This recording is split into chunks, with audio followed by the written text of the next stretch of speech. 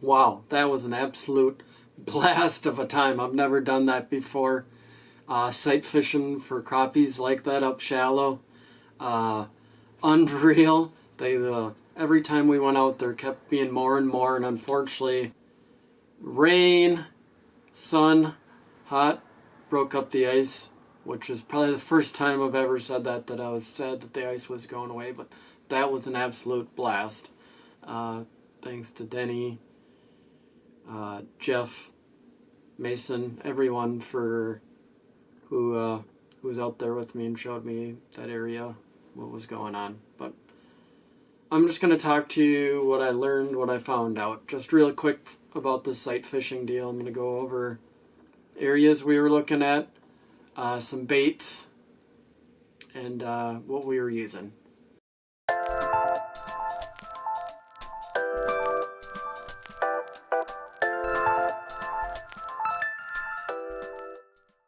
Areas we're looking at is,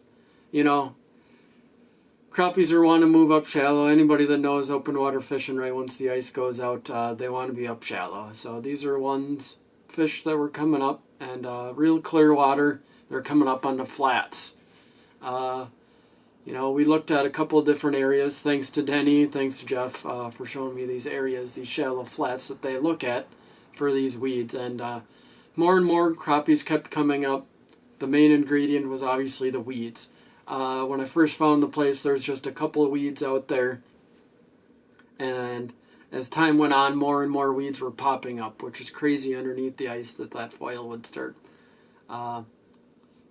doing that it was actually growing even with all that ice on top of it. But that was a huge key area, was just the weeds. The weeds were different than everything else. You could look, drill hole, until we finally found those weeds. But those guys had an area that they knew fish come up to, which was a huge key. We're only in 4 or 5 feet of water, but we drilled a bunch of holes to find the area that we ended up catching most of those fish in. So a lot of it is finding the right weeds. It might be taller weeds, it might be shorter weeds in these areas. And a lot of times it's flats. These fish are coming up into the flats and feeding, in bays, flats. Fish want to move shallow. I'll just kind of put an illustration of a map right here.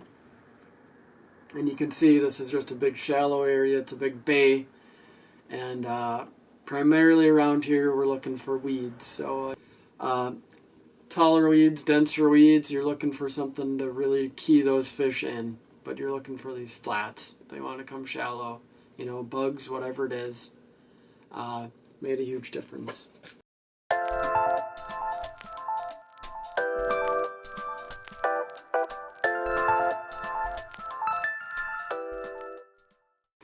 So real quick, just using a regular ice rod, but for me, so a lot of times I just got over the hole, pulled out a bunch of line, and then just dropped it down there and looked down into the hole. You can see, and just use my hands. I just use my hands, old school. That worked for me. Definitely, or else you got to just barely peer into the hole. But I thought for sure the best way was to hand set it, and then you can just reel it up. It's really shallow water. Just pull it up with your hands. I thought that was the easiest thing.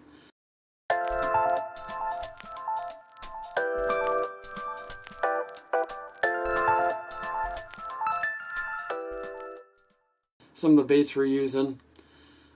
If you saw from one of the previous videos, Denny actually got me some of these clam drop kicks. It spun a little bit, but I lost one of my key jigs, and it didn't work out so well. And so I bought some other jigs. So a huge thing is a quality tungsten jig, because the ones I bought, it just sat there and spun around. And you can see from the video that the jig just kept spinning. The fish never got a chance to bite it. If you watch through the video, they sat there and watched it go around. So the ones that are rotating the slowest, they would come up and get it. So you definitely want a quality jig, one that doesn't spin the whole time, which I found out just by the sight fishing deal that this one I was using, no good.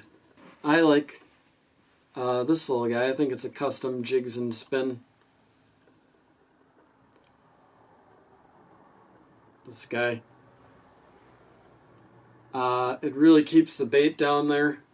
It's got pretty good hooking percentage, and as you can see, you know, without line twist, it really stays put and keeps that bait in one plane. So definitely that.